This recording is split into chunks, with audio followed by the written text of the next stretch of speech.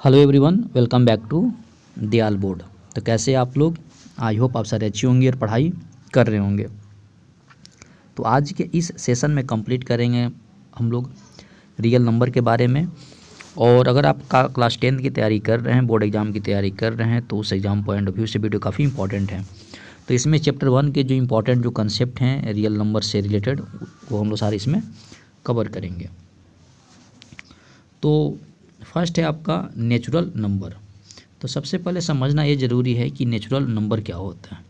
तो generally natural number का जो डिफिनेशन है कि जो काउंटिंग के जो नंबर्स होते हैं, countings numbers are called natural number. जैसे अगर एग्जांपल की बात करें तो 1 2 3 4 5 डॉट डॉट आपका, ये सब के सब क्या हैं आप लोगों के नेचुरल नंबर। तो आई समझ में बात आप लोगों को आ गई होगी। नेक्स्ट है होल नंबर। तो होल नंबर में क्या है कि it is the counting number including zero. यानी कहने का मतलब ये हुआ कि नेचुरल नंबर में अगर जीरो को अगर हम लोग इंक्लूड कर देंगे तो जो कॉम्बिनेशन है उस कॉम्बिनेशन को हम लोग बोलते हैं होल नंबर। जैसे यहाँ पर होल नंबर का जो कॉम्बिनेशन है यार स्टार्ट होगा 0 0 1 2 3 4 5। नेक्स्ट हम लोग को समझना है कि इंटीजर्स क्या होते हैं। तो इंटीजर्स क्या होते हैं कि माइनस इन्फिनिटी से इन्फिनिटी जो नंबर होते हैं दैट इज़ कॉल्ड इंटीजर। यानी कहने का मतलब क्या है कि इंटीजर के जो सेट बनते हैं -7 -6 -5 -3 -2 -1 0 फिर 1 2 3, ये जो आपका जो सेट है that is called real number. Next इसमें है, नेक्स्ट हम लोग समझना है कि पॉजिटिव इंटीजर क्या होते हैं। पॉजिटिव इंटीजर का मतलब क्या है कि इंटीजर्स का जो वैल्यू अगर जीरो के जो बाद स्टार्ट होती है, जीरो के बाद स्टार्ट होने का मतलब क्या हुआ 1 2 3 4 5, ये जो सेट ऑफ कॉम्बिनेशन है इस कॉम्बिनेशन को हम लोग बोलते हैं पॉजिटिव इंटीजर। इसके बाद 5 नंबर में है नेगेटिव इंटीजर्स। नेगेटिव इंटीजर्स का मतलब क्या है कि अगर इंटीजर का सेट अगर जीरो के जस्ट अगर पहले हो, यानी बोल सकते हैं आपका इंटीजर का सेट यहाँ पे दिखाई दे रहा है आप लोगों को -1 -2 -3 -4 -5 -6 -7, तो ये जो सेट है that is called negative integer. Next हम लोग को बात समझना है रेशनल नंबर क्या है।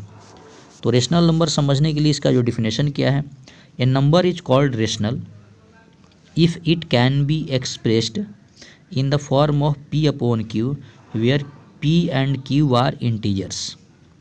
यानी कहने का मतलब क्या है, जिस नंबर को हम लोग p अपॉन q के फॉर्म में अगर रिप्रेजेंट कर सके और q का वैल्यू अगर जीरो से अगर बड़ा हो, that combination is called rational number. और रेशनल नंबर का जो एग्जांपल है जैसे 1/2 3/4 5/7 1, ये सब के सब क्या हैं आप लोगों के रेशनल नंबर। नेक्स्ट हम लोग को समझना इसमें है इरेशनल नंबर, है ना। तो अगर आपके पास अगर, और इस वीडियो का आप लोग शॉर्ट नोट्स ज़रूर बनाएं, इससे क्या होगा जब आप रिवाइज करोगे तो आप लोगों को बात ये सब समझ में आएगी।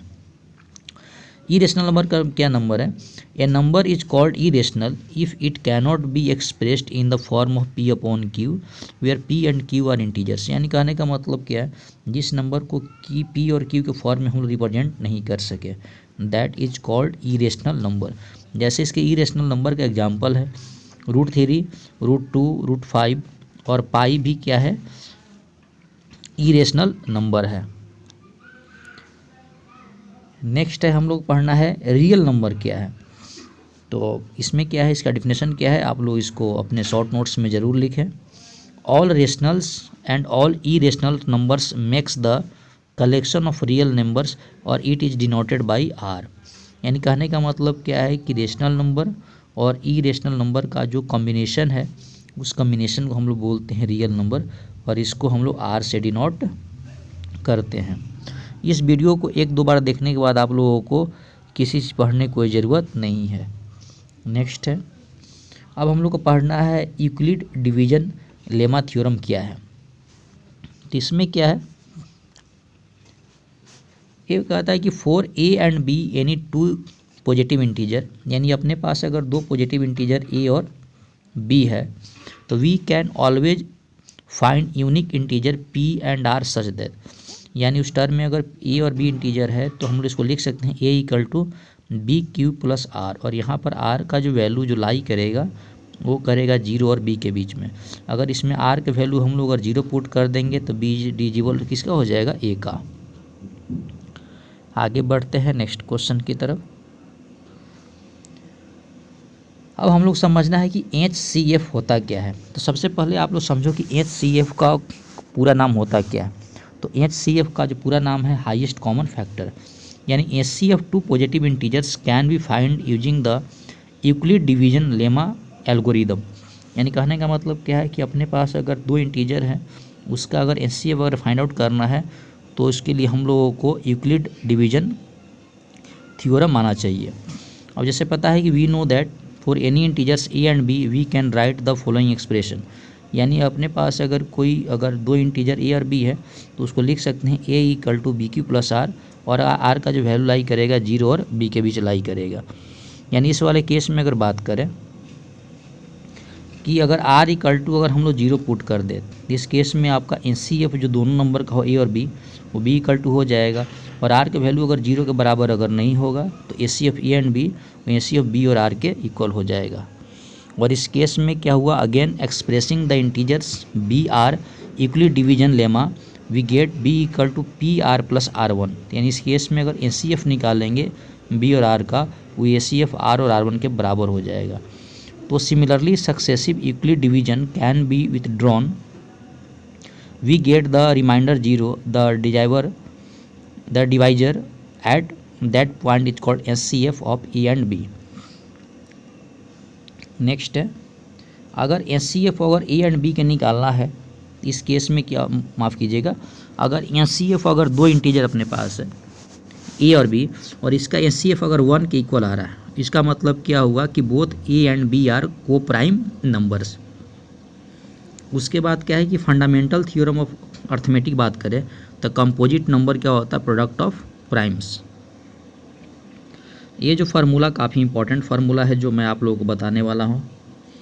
HCF एंड LCM, ये जो है HCF and LCM by prime factorization method. यानी HCF अगर फाइंड आउट करना है अगर नंबर का, इसका मतलब क्या होता है, product of the smallest power of each common factor in the numbers.